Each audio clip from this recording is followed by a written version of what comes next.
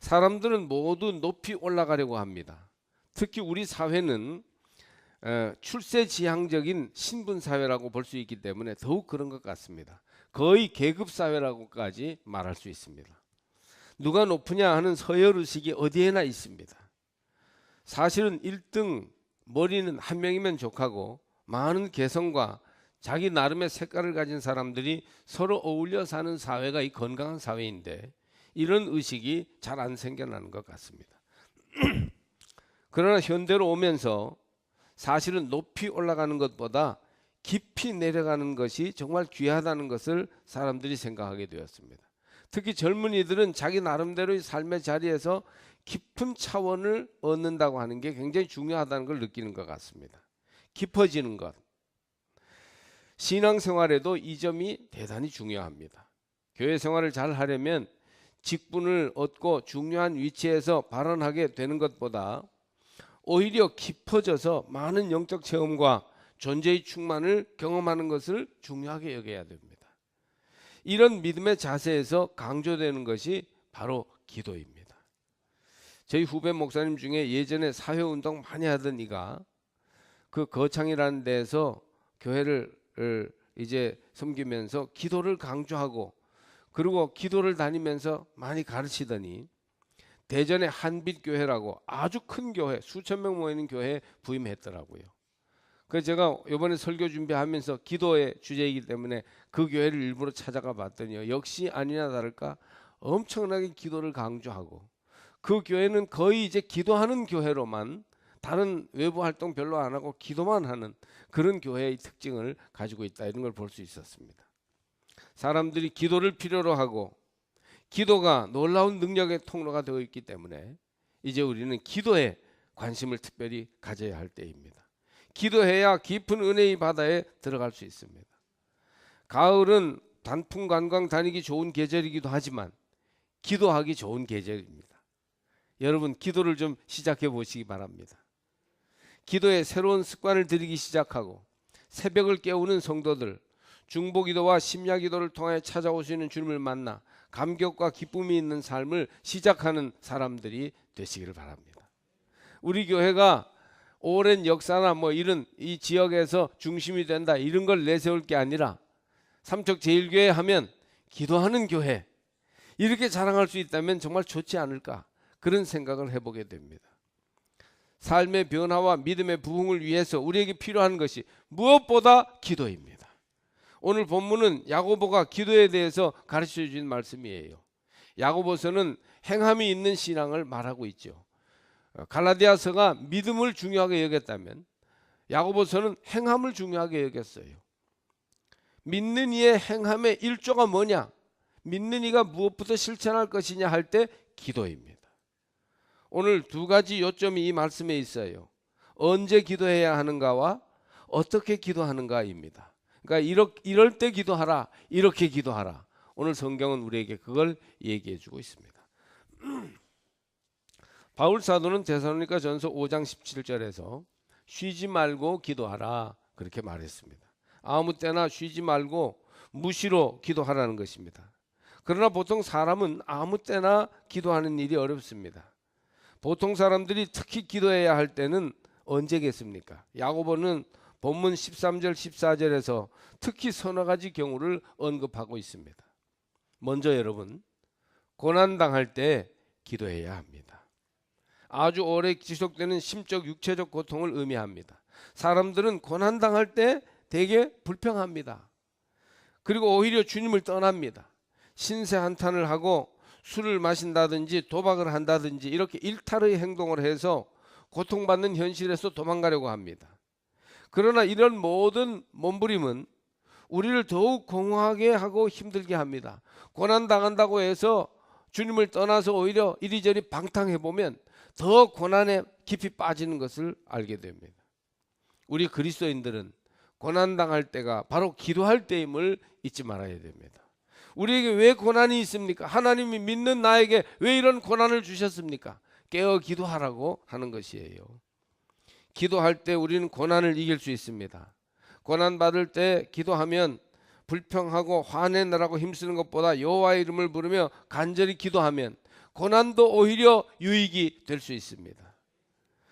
불평이 변하여 감사가 됩니다. 실망이 변하여 희망이 됩니다. 고난은 기도하라는 신호이니 고난이 닥칠 때, 괴로울 때 여러분 주의 이름을 부르며 기도하시기를 바랍니다. 우리나라가 어느 때보다도 전쟁의 위기가 고조된 국가적 고난 시기입니다. 이때야말로 기도할 때예요. 나라와 민족을 위해서도 기도하지만 우리 개인을 위해서, 가정을 위해서, 자녀들을 위해서 깨어 기도하라고 주님이 우리에게 위기의 신호를 보여주는 것입니다. 교회적으로는 가을 특별 새벽 기도회가 추수감사절 후에 이제 한 주간 동안 있는데, 이런 때 여러분 기도를 작정하고 매진하며 시작할 필요가 있어요. 평소에는 새벽 기도 하기 어려울지라도 이럴 때 작정하고 기도하면서 기도의 문을 여는 그런 여러분들 되시기 바랍니다. 아침마다 기도하면서 하나님이 마음을 많이 회복해 주심을 경험할 수 있습니다. 마음에 어려움이 있으면, 여러 가지 심령이 괴로우면 하나님께 나와 말씀을 붙잡으라는 신호가 켜진 것입니다. 고난받을 때 기도하십시오. 고난이 변하여 틀림없이 축복이 될 것입니다. 두 번째로, 즐거워할 일이 있을 때 찬송하라고 말합니다. 기분 좋은 일이 있을 때는 악기에 맞추어 시편 찬송을 부르라는 것입니다. 사실 찬송도 크게 보아 기도의 범위에 들어갑니다. 찬송은 곡조 있는 기도예요. 아시시의 성 프란시스는 한 번 찬송하는 것은 두 번 기도하는 것과 마찬가지라고 했습니다. 찬송은 또 다른 기도입니다. 그런 점에서 즐거울 때도 곡조 있는 기도인 찬송을 불러야 합니다. 즐거워할 때 하나님께 영광을 돌리고 그 기쁨을 하나님과 함께 나누지 않으면 즐거움이 우리 영혼을 타락시켜 교만에 빠지게 하고 자기 만족만을 추구하는 영혼으로 떨어져 버립니다. 그래서 성공적인 일, 기뻐할 일, 즐거운 일이 오히려 길게 봐서는 우리에게 큰 문제가 되고 우리에게 큰 손해가 되는 일일 수도 있다는 것입니다. 여러분, 그러므로 우리가 사업에 큰 성공을 만났을 때, 시험에 합격하거나 자녀가 잘 되었거나 좋은 소식을 듣게 되었을 때 하나님을 찬송하며 하나님과 함께하고 하나님께 영광과 기쁨을 돌려드리시기를 바랍니다. 그러면 더 큰 은혜와 기쁨 속에 거하게 될 것입니다. 좋은 일이 있을 때, 행운을 만났을 때, 사랑하는 사람과의 행복한 삶이 시작되었을 때, 항상 이랬으면 좋겠다 생각할 때, 인생의 높은 곳을 기뻐하며 뛰어다닐 때 잊지 말고 감사하며 찬양하며 기도해야 됩니다. 그 즐거운 일, 좋은 일 있을 때 기도하지 않으면 틀림없이 시험을 당하게 됨을 알아야 합니다. 기도로 좋은 일을 채우면 좋은 일이 더 많아지며 축복이 잦아들지 않고 발전합니다. 찬양과 감사의 기도가 때를 따라 여러분의 영혼에 충만하시기를 바랍니다. 하하호호 하면서 성공했다, 잘됐다, 그리고 교만하게 그것을 자랑하느라 급급하는 동안 육체의 유혹이 우리에게 들어와서 넘어지게 함을 깨닫고 우리는 그럴 때 깨어 기도하는 성도들이 되어야 합니다. 또 여러분, 야고보서는 병들었을 때 기도해야 함을 가르쳐 줍니다. 병든 것은 여기서 몸과 마음의 병을 다 가리키는 것이에요. 보통 병이라 하면 몸의 병만을 생각하는데 몸의 병 못지않게 오늘날 마음의 병을 얼마나 많이 앓고 있는지 모릅니다. 영혼의 감기라고 하는 이 우울증 같은 경우는 7분의 1 정도가 우울증적 경향에 빠져 있다고 볼 만큼 아주 심각하고 보편적인 그런 마음의 병이에요. 그러니 마음의 병도 우리가 그것을 느꼈을 때 가만 방치하지 말고 기도함으로써 그 문제를 해결해야 할 것입니다. 몸 따로 마음 따로가 아니라 몸과 마음은 함께 아파하고 힘들어합니다. 따라서 몸과 마음은 또한 하나님의 은혜 가운데 함께 건강해질 수 있어요. 마음이 건강해지면 몸도 건강해집니다. 그러니 여러분, 이런저런 일로 힘들고 아플 때 하나님께 기도하시기를 바랍니다. 살다 보면 병들 때가 있어요. 신경이 쇠약해져서 잠이 안 오고 마음의 병이 생길 수도 있죠. 화가 나면 절제가 안 돼서 충동 조절 장애 때문에 화를 지나치게 폭발하여 큰 실수로 나가는 경우도 있습니다. 여러분, 이런 육체의 어느 부분이 심각하게 고장 나거나 마음의 병이 났을 때 야고보는 이때 기도해야 한다고 강조합니다. 제가 지난 여름에 건강검진을 받으러 강릉에 가서 10여 년 만에 대장 검사를 받아보았습니다. 용종을 몇 개 떼어내고는 의사가 거기서 끝나지 않고 소화기 내과에 다시 와야 한다고 합니다. 깊고 예민한 곳에 크게 퍼진 선종이 있어서 떼어내는데 떼어내고 나서 검사를 받아봐야 악성인지 양성인지 알겠다는 겁니다. 한마디로 암일지도 모른다는 거예요. 처음 건강에 큰 위기를 느껴보았습니다.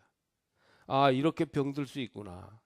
이렇게 잘못될 수 있구나. 그런 도전이 콱 들어오더라고요. 그래서 하나님께 도와주시라고, 아직은 갈 때가 안 된 것 같다고 그래서 간절히 기도했어요. 정말 절박하게 기도했어요. 결과는 문제 없는 걸로 나왔고 5년 뒤에 와서 대장검사 다시 받으면 된다. 그 얘기를 듣는데요, 큰 올무에서 빠져나오는 것 같은 그런 마음이 있었습니다. 병은 마음까지 이상하게 만듭니다. 긴 병에 효자 없다고 병은 인간관계도 악화시킵니다. 그래서 여러분, 병을 사람들이 두려워하고 병들면 마음까지 약해지기 때문에 병이 한번 우리의 가정과 우리 개인에게 던져지면 굉장히 우리들이 힘들어지는 것입니다. 그러므로 여러분, 병이 있을 때, 또 가족의 병이 있을 때 더욱 깨어 기도하시기를 바랍니다. 하나님께서는 병도 고쳐주시고 믿음도 새롭게 하시며 우리에게 더 큰 복을 허락해 주실 것입니다. 마지막으로 죄 지었을 때 기도해야 합니다.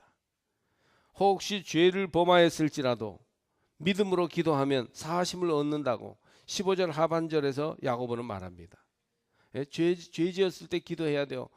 죄 지면 그걸 감추느라고 급급하고 죄책감을 모면하려고만 애쓰지 마시고 죄의 문제를 하나님께 가지고 나와서 기도함으로 해결함 받아야 됩니다. 죄는 인간의 영혼을 병들게 하여 몸과 마음과 생활 전체를 죽음으로 이끕니다.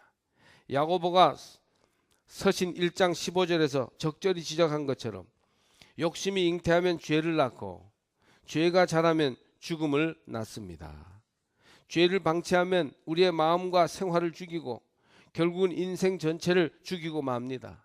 여러분의 인생이 이다지 괴로운 것은 여러분을 지탱하고 있는 여러 인간관계에서 이토록 고통이 있는 것은 죄 때문이에요. 죄 때문이야. 죄가 자라나서 우리의 삶을 이토록 힘들게 무거운 짐을 지우고 우리를 이렇게 망치고 있는 것입니다. 그렇기 때문에 이 죄를 해결하지 않으면 안 돼요. 사람들은 쉽게 죄를 짓고는 그 죄를 감추는 데 치중합니다. 그래서 죄책감을 어떻게든 모면해 보려고 해요. 여러분, 죄책감을 모면하려고 하지 말고 죄를 없이 하도록 힘쓰시길 바랍니다. 죄 문제를 해결해야 죄에서부터 나오는 죄책감도 없어지는 것이지, 죄책감만 닫아 놓으면 당장은 모면된 것 같고 편안한 것 같지만 다시 그 죄가 주는 쓴 뿌리에서 쓴 물이 나와서 우리에게 여러 가지 죄책감과 고통을 가져다 주기 때문에 죄를 해결하지 않고는 우리의 인생은 참 자유와 평안이 있을 수 없습니다. 그래서 사람들은 죄를 감추다가 죄가 드러나면 그것을 합리화하거나 변명하면서 고통만 피해가려고 해요. 죄를 두려워하는 게 아니고 죄가 들킬 것을 두려워해요. 죄를 감춰놓고 있을 때는 아무 일이 없는 것처럼 착각하고 있다가 죄가 드러나면 그때 난리를 치는 거예요. 이거 잘못된 겁니다. 죄에 대한 잘못된 태도예요. 죄를 지었으나 깨달았을 때 하나님 앞에 철저히 고백하며 기도해야 합니다. 구체적으로 진실되게 있는 그대로 가감 없이 다 아뢰어야 해요. 죄를 범하였을지라도 믿음으로 기도하면 하나님께로부터 용서를 받게 되고 그때 사람끼리도 얽힌 것이 풀리며 문제가 근원적으로 해결됩니다. 하나님 앞에 죄를 시인하는 것이 중요합니다. 나는 죄를 지었습니다. 그뿐 아니라 내 존재 자체가 죄인입니다. 이렇게 주님 앞에 눈물로 회개하며 죄 도우심을 구할 때 주님은 죄의 행을 사해 주실 뿐 아니라 죄인된 나의 인격까지도 고쳐주십니다. 하나님 앞에서 죄에서부터 자유롭게 되려면 죄를 아뢰고 죄 사함의 은혜를 간절히 의지해야 됩니다.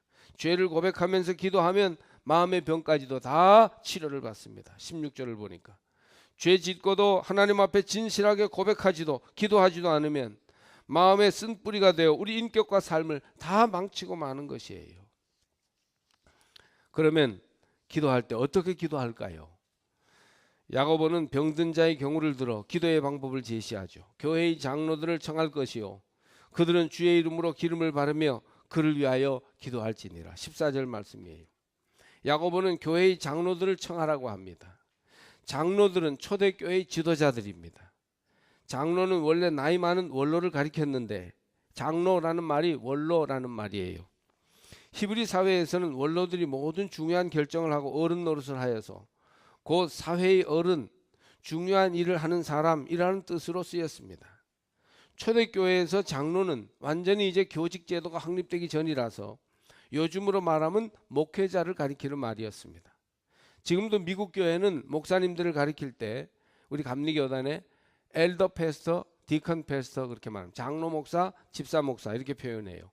우리로 말하면 정회원 목사, 준회원 목사 그런 것이죠. 따라서 본문은 목사님들이나 전도사님들과 같은 성직자, 교회의 직임자를 청하여 기도받아야 한다는 말씀입니다. 질병으로 고통당할 때 사소롭게 기도하는 것도 나쁘지는 않지만 목회자들에게 기도를 요청하는 것이 더욱 좋다는 뜻입니다. 이때 목회자들은 주의 이름으로 기름을 바르며 환자를 위해서 기도하라고 했습니다. 여기서 기름은 감람유 즉 올리브 기름입니다. 고대 근동 지방에서 올리브 기름은 여성들의 얼굴 화장이나 피부 관리를 위해 사용되었고 종교적인 제의에 또 이 기름을 쓰기도 했습니다. 또한 환자의 상처 부위를 치료할 때 치료약으로 쓰였습니다. 그래서 기름을 바르며 기도하라는 말씀은 약을 쓰면서 기도하라는 말입니다. 우리는 주님의 능력이 나타나도록 약을 쓰지 말고 기도하는 것을 좋게 여기는 이들도 있는데 성경은 약도 쓰고 기도도 해라 그렇게 말씀하십니다. 누가복음 10장의 사마리아인의 비유에서 강도 만난 자의 상처에 포도주와 함께 올리브 기름을 붓고 상처를 소독하고 치료하는 내용이 나오는데 바로 그때 올리브 기름을 씁니다. 오늘날로 말하면 기름은 치료의약인 것이죠. 또 기름이 성령과 치유를 의미하는데 주의 이름을 부르며 기도할 때 성령께서 역사하셔서 병이 낫게 됐다는 뜻도 또한 포함되어 있다고 볼 수 있습니다. 한마디로 어떻게 기도할까 할 때 주의 종에게 의지하여 기도를 부탁하고 그리고 약도 쓰면서 간절히 주의 이름으로 기도할 것을 말합니다. 이렇게 목회자들을 청하여 주의 이름으로 약을 쓰며 기도할 때 두 가지를 명심해야 돼요. 15절 16절을 보면 믿음의 기도는 병든 자를 구원하리니 주께서 그들을 일으키시리라. 혹시 죄를 범하였을지라도 사하심을 받으리라. 그러므로 너희는 서로 죄를 서로 고백하며 병이 낫기를 위하여 서로 기도하라. 의인의 간구는 역사하는 힘이 큼이니라. 그래서 믿음으로 기도할 것과 의인의 기도를 하나님이 들으신다는 이 두 가지를 말씀하고 있어요. 먼저 어떻게 기도하냐 할 때 이제 장로들을 청하여 기름을 바르며 기도하라는 말씀과 함께 믿음의 기도를 드려야 된다 하는 것이에요. 믿음으로 기도하면 병자가 일어설 뿐 아니라 죄까지도 용서받게 됩니다. 기도할 때 믿음으로 기도하십시오. 치유가 일어나는 기도를 드리려면 믿음이 절대적으로 필요합니다. 마가복음 11장 24절을 보면 예수님이 말씀하시는데 그러므로 내가 너희에게 말하노니 무엇이든지 기도하고 구하는 것은 받은 줄로 믿으라. 그리하면 너희에게 그대로 되리라. 그렇습니다. 주님을 신뢰하는 마음이 없으면 아무리 오랫동안 기도해도 소용이 없습니다. 하나님께서 도와주심을 믿고 기도할 때 병이 나으며 영혼의 죄까지 용서받을 것입니다. 다음으로는 의인의 기도는 역사하는 힘이 크다는 사실입니다. 누가 의인입니까? 물론 이제 의롭고 또 존경받는 그런 분들이 있겠죠. 여기서는 우리 모두는 죄인이라는 전제로 놓고 볼 때 의인의 기도는 역사함이 힘이 맞다는 것은 의인을 윤리적으로 깨끗한 사람을 가리키는 게 아니에요. 우리 죄가 하나도 없이 다 완벽해서 의로운 사람이 된 상태에서 기도한다는 말이 아닙니다. 의롭게 된다는 것은 우리가 예수 그리스도를 통한 하나님의 자비와 은혜 때문에 하나님과 올바른 관계를 맺는 것을 의미합니다. 하나님 앞에서 철저히 죄인된 자신을 발견하고 예수 그리스도의 십자가 은혜 안에 철저히 의지하는 사람이 된 것, 이것을 의인이라고 우리는 말할 수 있어요. 에베소서 2장 8, 9절을 보면 너희는 그 은혜에 의하여 믿음으로 말미암아 구원을 받았으니 이것은 너희에게서 난 것이 아니요 하나님의 선물이라. 행위에서 난 것이 아니니 이는 누구든지 자랑하지 못하게 함이라. 하나님, 나는 죄인입니다. 나는 구원받지 못한 하나님의 목전에서 버림받은 자일 수밖에 없습니다. 그러나 예수님을 의지하오니, 십자가의 공로를 의지하오니 나를 주님 앞에서 정결한 자로 인쳐주십시오. 이런 믿음을 가지고 두려움과 떨림으로 겸손하게 주 앞에 나가 간절히 기도할 때 그 믿음으로 의롭다함을 얻은 사람의 기도를 주님께서 받아주십니다. 우리가 의롭게 된 것은 우리의 행위 때문이 아니요 하나님의 은혜 때문입니다. 그러므로 의롭게 되기 위하여 중요한 것이 서로의 죄를 고백하고 하나님께 은혜를 구하는 자세입니다. 더욱 그리스도 안에 거하기를 마음으로 영혼으로 힘쓰는 믿음이 의롭게 주님 앞에 나가는 길입니다. 이와 같이 은혜에 의하여 의롭게 된 사람이 주님 앞에 정성을 다하여 기도할 때 하나님의 응답이 더 능력 있게 나타납니다. 그리스도를 의지하여 하나님과의 바른 관계 속에서 기도할 때 병을 낫게 하는 큰 능력이 임할 줄 믿습니다. 야고보는 한 가지 전형적인 예로 엘리야를 들고 있습니다. 엘리야의 기도는 열왕기상 18장 41절에서 46절에 보면 나오는데, 아합 왕 시대에 엘리야가 큰 비가 내리도록 기도합니다. 엘리야는 우리와 똑같은 인간이었어요. 그러나 그가 간절히 기도했을 때 3년 6개월 동안 비가 내리지 않았고, 또 다시 기도했을 때 하늘이 비를 주고 땅이 열매를 내었습니다. 왜 이와 같은 기도의 응답이 있었나요? 엘리야가 의인이었기 때문입니다. 그가 하나님과 바른 관계를 가지고 있었기 때문에 하나님께서 그의 기도에 응답하셨습니다. 엘리야가 스스로의 연약함을 인정하면서 철저히 하나님을 신뢰하고 순종할 때 하나님께서 엘리야의 기도를 들으셔서 보통 일어날 수 없는 기적을 보여주셨습니다. 엘리야도 우리와 똑같은 사람이에요. 즉 죄인이었다는 얘기입니다. 그러나 하나님과의 바른 관계에서 스스로의 죄됨을 인정하고 하나님의 능력에 철저히 의지하며 나갈 때 하나님께서 엘리야를 통해서 기적을 보여주십니다. 믿음으로 의로워져서 하나님께 기도하십시오. 그러면 병든 자가 일어나고 고실적인 악습이 사라지며 하나님의 능력과 은혜의 기적이 나타나게 될 것입니다. 여러분 중에 고난받는 분들이 있습니까? 사실 인생은 고난의 연속이죠. 지금은 기도할 때입니다. 즐거운 일들이 있습니까? 참 너무 잘 됐다, 너무 기쁘다, 이런 날도 오는구나. 그럴 때 찬송으로 하나님께 영광 돌리며 기도해야 합니다. 그래야 즐거움이 유혹이 되지 않고 즐거움에 걸려 넘어지지 않게 됩니다. 병든 이들이 있습니까? 약을 쓰며 목회자를 청하여 기도하십시오. 죄가 있다면, 이런 심각한 죄의 문제가 내 안에 있음을 알게 되었다면 죄를 고백하며 하나님 앞에 철저히 정진하면서 기도에 힘써야 하는 것입니다. 마귀를 물리칠 수 있는 최고의 무기가 기도입니다. 하나님의 마음을 움직일 수 있는 최고의 방법도 기도입니다. 먹을 수 있는 음식과 먹을 수 없는 음식에 대해서 바울이 디모데에게 교훈하는데, 유대인들은 정결한 음식을 먹어야 사람이 거룩해진다. 그래서 먹는 문제를 굉장히 중요하게 여깁니다. 그때 바울은 먹는 문제가 진정으로 중요한 게 아니라 말씀과 기도로 거룩해진다, 그렇게 말했어요. 한번 따라해 보실까요? 말씀과 기도로 거룩해진다. 삶의 모든 영역이 말씀과 기도로 거룩해지고 힘이 써짐을 고백하고 있는 것입니다. 여러분, 기도로 거룩해지시기를 주의 이름으로 축복합니다. 참된 기도, 살아있는 기도, 생명 있는 기도, 깊은 기도, 능력 있는 기도, 그런 기도의 사람들이 돼서 참으로 거룩해져서 예수를 닮아가는 성도들이 되시기 바랍니다. 예레미야 33장 3절을 보니까, 너는 내게 부르짖으라, 내가 네게 응답하겠고 네가 알지 못하는 크고 은밀한 일을 네게 보이리라.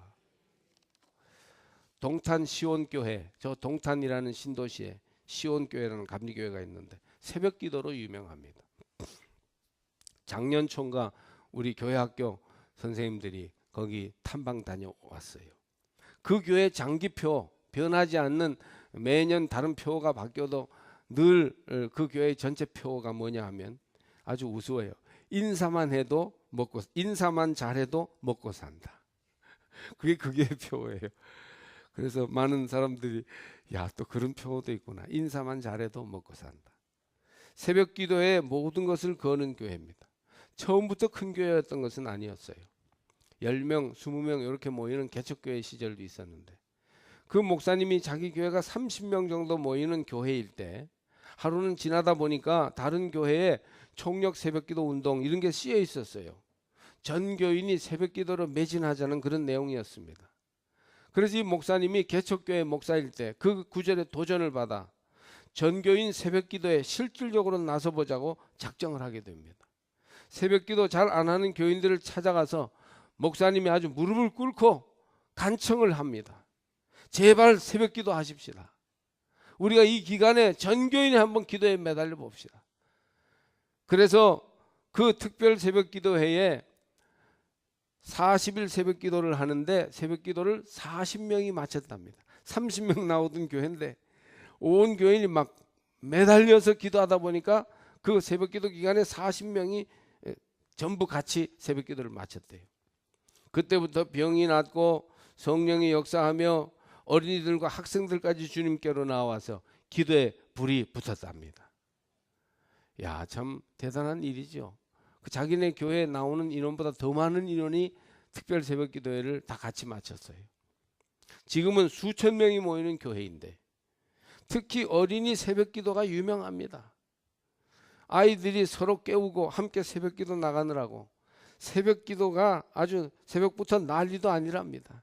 6.25 때 난리도 아니래요. 새벽기도 하느라고 애들이 말이죠. 40일을 새벽기도 하며 학교 생활을 하느라고 아이들이 얼마나 피곤하게 새벽기도 하는 게 애들이 얼마나 힘들어요. 근데 그냥 그걸 막 깨워서 같이 도저히 새벽에 못 깨는 애들을 막 친구들 집에 가서 자면서 막 선생님 집에 가서 자면서 이렇게 애들이 새벽기도에 완전히 목숨을 거는 거예요. 그래가지고 애들이 코피가 다 터졌다는 거예요.